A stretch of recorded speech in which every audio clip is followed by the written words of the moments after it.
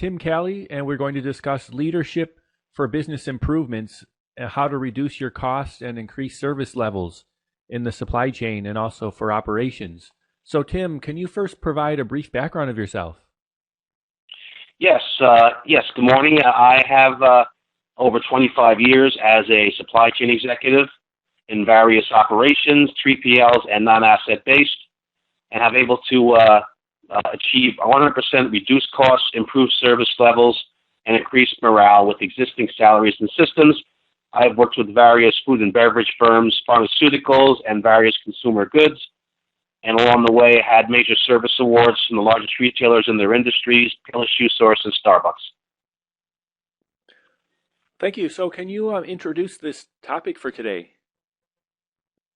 Yes, the topic is leadership for business improvement. The three main categories are reduce costs, increase service levels, and improve morale in various supply chain operations, using the existing salaries and systems. And can you discuss why it's important and how can it be put into practice? Yes, the importance is, of course, you want to always look at your overhead and be able to cover your costs, to cover your operating costs to run your business. And you also want to increase profitability to be able to spread that wealth back to the associates to maintain your associate base with high-level talent. So that's the first part. The second part is increasing service levels, so you maintain your client base and you increase your client base by achieving service awards that you can present to other clients to further grow and develop and nurture your company. And the improving morale is very important also for client retention, for associate retention, to keep associates in place and motivated and happy to share ideas and to help improve the business, as well as maintaining them and not having to hire new associates, which is also an extra cost. And do you have any recommendations or examples of how to put this into practice? Yes, I'll go through some various examples and my methodology of putting this into place as we proceed right now, okay? Great. Okay. Yes, leadership, the leadership focus. Managers do things right. Leaders do the right thing. Very important to do the right thing and not worry about maintaining your job status or impressing your superiors.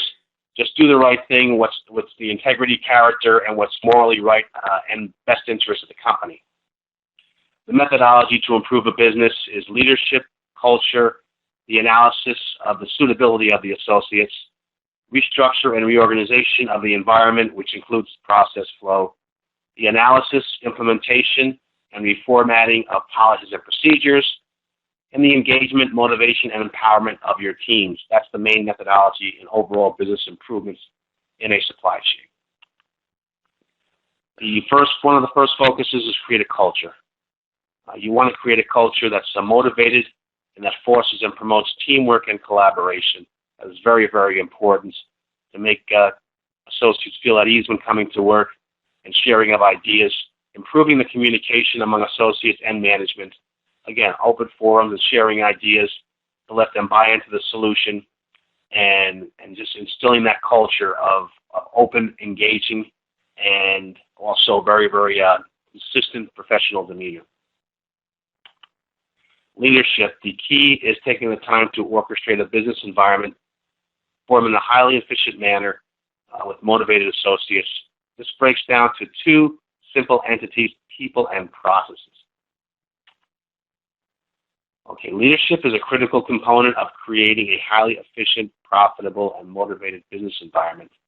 Many leaders are highly educated in their industries and have superior work ethic to possibly produce prolific results. Most businesses, the associates know the reason why the issues are occurring, and many have the solutions, yet need a leader that engages, cares, and respects them in general.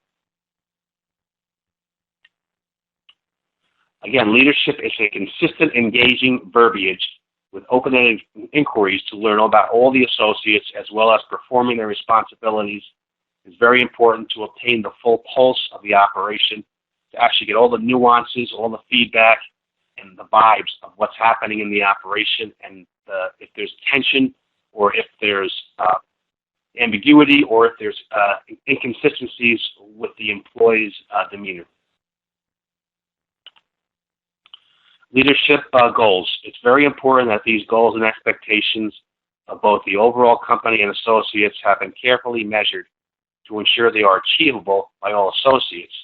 The worst thing a company, organization can do is just throw a dart and look for metrics and measures, service on-time deliveries, complete orders shipped, and get a goal that is unachievable.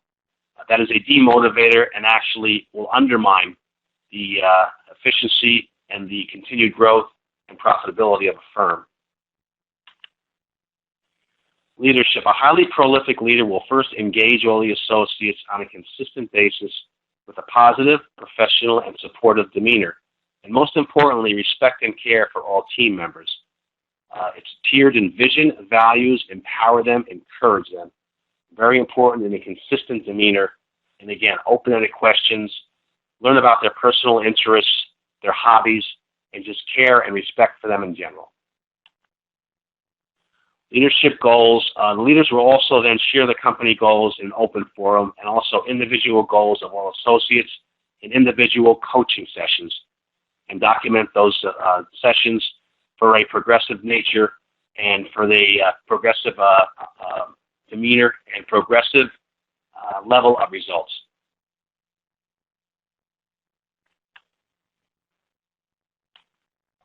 Communication. The key word in everything in life, especially in business, is communicate. And the first key form of communication is engaging the associates in business as far as the managers, supervisors, and the executives. A wise man, Benjamin Franklin, said, "Tell me and I forget, teach me and I remember, involve me and I understand." And it's very, very important as far as engaging the associates. Another aspect of communication is associates also greatly respect the leader that is open to admit he makes a mistake and engages in a very collaborative, open-minded inquiry such as "makes sense," or "what do you think," or "how does this sound?" Just, again, open-ended questions, not telling them what to do. Another aspect of communication is that it's very important for leaders to engage all of the associates with inquiries that are inquisitive and challenges their thought process for continuous improvements. Many of the communication modes are already in place with the employees within themselves, the associates, but again, a leader that engages them properly can grasp that knowledge that the associates have because they've been on the on the level of performing the position, and they have a lot of the answers. But again, a leader that engages them in a proper way. Also, another aspect of communication, a prolific leader also coincides properly engaging the associates with sharing the company goals and objectives. So entering that into the conversation while you're engaging them about what their issues are in performing their tasks, how can you support them with tools needed, and combining that with the company goals and objectives in an open forum and having everybody sign off on that as those are the desired goals and objectives and not forcing them down their throats. Another aspect of communication, again, the key word to maximize communication levels in an operation for optimum business improvement results, as well as increased morale and motivation, is listening. Active listening is very critical.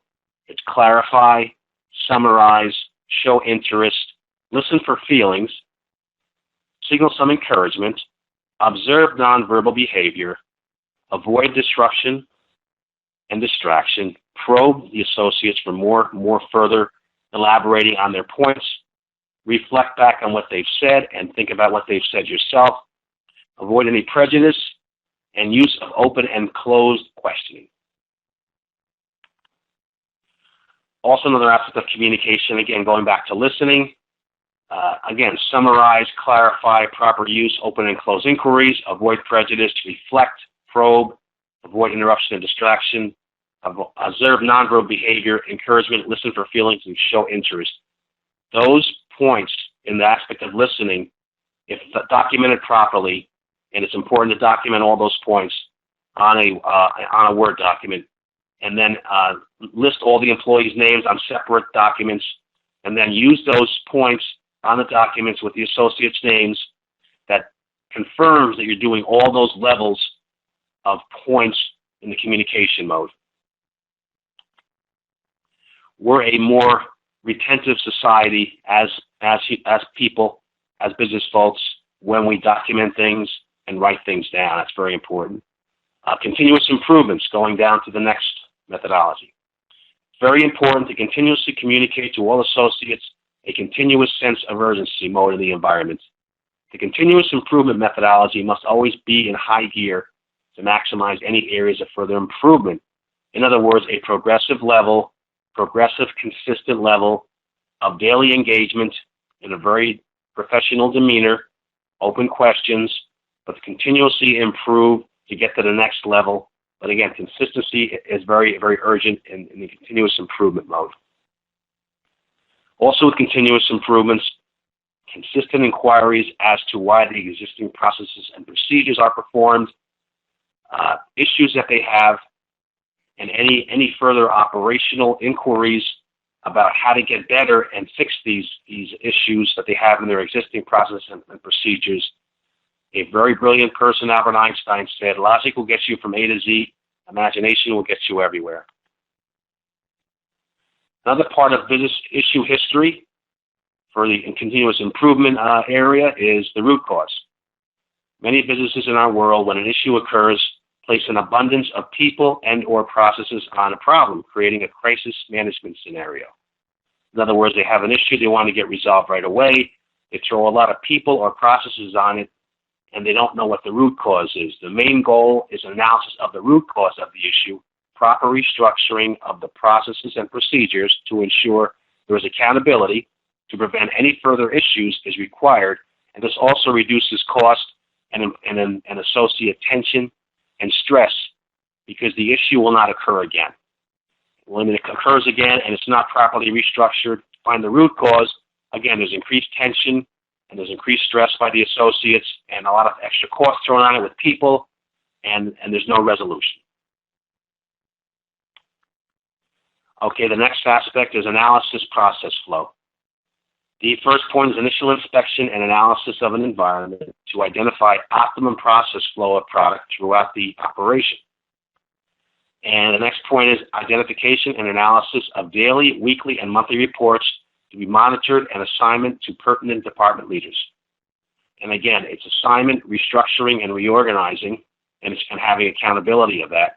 And looking for, on the report, you look for trends, metrics, and measures.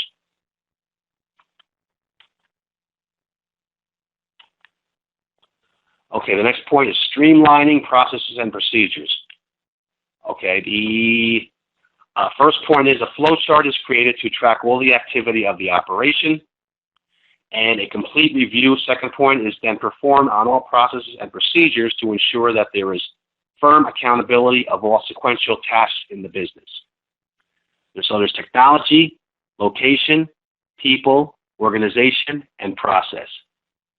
All those are important. And again, within all those four key indicators, there is incentives that are utilized, KPIs, measures, and metrics, and product and process flow analysis.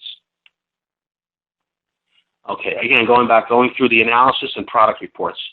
Research of all pertinent reports that show volume, velocity, trends of products ordered.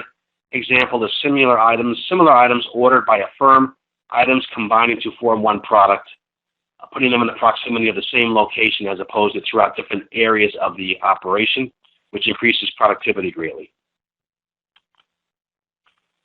Next point is implementation of metrics and measures, benchmarks, KPIs. If you don't measure it, you can't make it better. And many operations, especially small to mid-sized companies, will go about their day and not look at what's getting issues or not looking for continuous improvements, but just trying to get everything processed for the day and going home, and we all get paychecks at the end of the week, and we don't know what we've accomplished. It's very important to structure and organize the environment of the operation further by establishing productivity standards, basic standards, benchmark KPIs for all the departments for regular basic productivity requirements. And that's very important, and it's key performance indicators. You measure, you innovate, okay, and you strategize. Very, very important. Another point of metrics and measures, the consistent communication of these metrics and measures of quality and quantitative nature will produce a progressive level of improvement in all aspects of the business. It is important that all positive progress be shared in open forums in weekly or bi-monthly meetings, and graphs, bar graphs, or just simple statements are put up on a board in the major cafeteria or hallway to show a positive motivational aspect of how things are getting done. Next point of metrics and measures is the information can also be shared by posting bar graphs. Again, documents, information, general area, cafeteria, conference room, bulletin board, as well as sharing positive emails with subordinates. In the emails, just little italics showing green italics, positive words, action words, keep the momentum going, way to go, great job, and again, underlining in green, as opposed to never using negative things. You never use exclamation points, never negative verbal or written communication, which is a demotivational factor in many businesses, which are also used, unfortunately. And again, the key performance indicators is you analyze, you solve, you implement, you review, okay, and that's very, very important. Corrective action. Okay, corrective action of issues. All deficiencies and issues are to be shared with subordinates in private coaching sessions and documented for progressive accountability and corrective action. It's very, very important that they're documented. Once you begin in the operation to improve, the beginning of the operation, you've properly restructured and analyzed the job descriptions to hold them accountable, make sure they have the tools and the suitability factors. So this is the back half of the action, is establishing the accountability. Once you've established it, giving them the tools and the suitability factors, holding them accountable in documentation, and asking them, what else can I do to help this prevent from happening again, and to make sure it's documented in a very professional way. Again, accountability. Constant monitoring of all daily operations activities in a positive and professional manner, and documenting all areas of concerns as needed. Documentation is very important. Then following up with all department leaders to coach, train, and motivate all areas of concern in a progressive and professional manner. Productivity standards, that specifically. Benchmarks of each department are determined by tracking all activities in each area and obtaining an average time and process for each department activity. And again, going back to the beginning of the seminar, the worst thing a business could do is putting together productivity standards that are not attainable. So it's like a bell monitor. So you take the overall productivity of a certain area, and then you eliminate the highest activity, the most productive and the least productive, and then average out the rest of the productivity. And this is done over the course of a week or a month as needed. So it's a lot of information combining, taking the time to properly combine and coincide what the proper numbers and metrics are. Productivity standards, improvements, incentives. This can further enhance productivity standards. Once the productivity standards and benchmarks are summarized, the next step is there can be an incentive plan implemented for superior productivity, which will also greatly reduce the number of associates required to process all products in the operation. So this goes back to cost reductions. So by giving the high-level employees more incentive, you can actually eliminate the need for associates in an area. Even though the other associates are making more money, they have a higher level of productivity, which is consistently monitored. You're still saving money and paying people a higher wage, so you're still increasing morale and reducing costs. So it's a double hit, double impact. Another point about productivity standards incentives, this program should be implemented by, again, a very detailed analysis of the benchmark set for standard productivity and versus the incentive productivity level. So you have your standard productivity, which is very, very defined and has to be maintained, and the incentive productivity for the high achievers. And eventually, again, you can eliminate associates needed in one area, so reduce costs, but you can also increase wages, which greatly increases morale and lessens the turnover rate, which is also a cost for new associate training.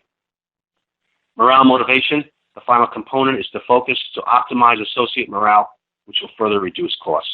This is very important, as this will further raise the service and productivity levels and decrease turnover. Okay, so this is morale and motivation. Okay, next point of morale and motivation, the establishing of a appreciative, communicative, and motivating leadership to promote a team environment that empowers its associates to provide their feedback for general improvements. Again, going back to open-ended questions, consistent professional demeanor, showing care and respect, and learning about them, their hobbies and their interests, and show a genuine interest in these are very, very important. Okay, the next aspect of improving morale is the Associate of the Month.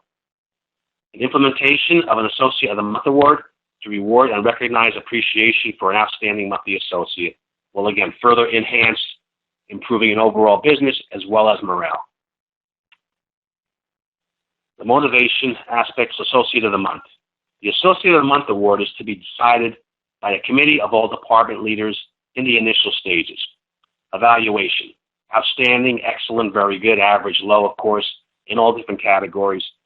It's attendance, it's productivity, it's progressive development, it's ideas to improve the operation, continuous improvement modes. So it's very important that these are all defined and outlined so they can be properly helped. Not only they can properly develop and evaluate the employee in all different major categories as far as maintaining good productive employees and improving the operation so they have ideas of continuous improvement. It's very important. Another point for Associate of the Month, once there is a group of people who have been awarded the Associate of the Month award, and those associates will form a committee to elect a future Associate of the Month to maintain the integrity of the award and recognition program. So there's many companies that has human resources elect the Employee of the Month, or has the managers and executives elected the Employee of the Month. So this can also affect the integrity of it as a favoritism, if someone is favored better as an employee than someone else, or not the proper guidelines for what is the Employee of the Month. So it also greatly enhances the morale of an association and maintains a high integrity level. When you first start electing the Employee of the Month, the panel of associates that are Employee of the Month elect the next one. And that increases greatly morale as well as greatly enhances the integrity of the aspect of the award. Okay, the awards for the Associate of the Month can include any or all the following. Again, just you have to think out of the box and whatever your operation is conducive for. So the operations can take a day off from work. There's some operations that can't afford a day off from work. They're smaller companies, so they would give somebody a day paid. Another aspect is you can give them a cash bonus in the check. Some associates, if you have parking spots in your operation, you can give them a parking spot designated Associate of the Month, which is very close to the area of entrance of the building. Also, another aspect for morale for Associate of the Month is their picture or name in a designated area by the cafeteria or main hallway, and it's marked Wall of Fame with their picture on it and the date it happened, and it's a nice little plaque surrounding, a border surrounding, a nice frame surrounding. Okay, just finishing up again, consistency. The main methodology needed is consistency of all the before mentioned areas to be improved on a progressive and continuous improvement level. And point, again, consistency. Consistency breeds a consistent awareness and provides a pulse of a progressive improvement of both service, productivity, and morale. And that kind of concludes it. And thanks for sharing today, Tim. Oh, you're very welcome. Oh, and just finishing up, if anyone wants further information, I can be contacted via email or phone.